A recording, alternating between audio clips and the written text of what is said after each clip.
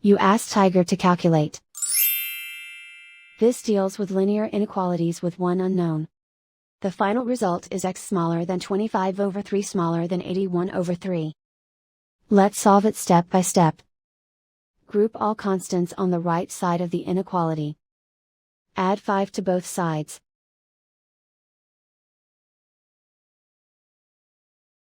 Simplify the arithmetic.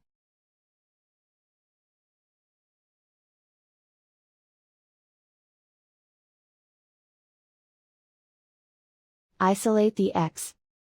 Divide both sides by 3.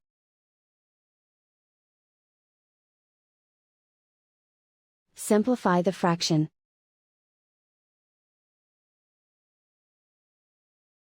Plot the solution on a coordinate grid. And so the final result is x smaller than 25 over 3 smaller than 81 over 3.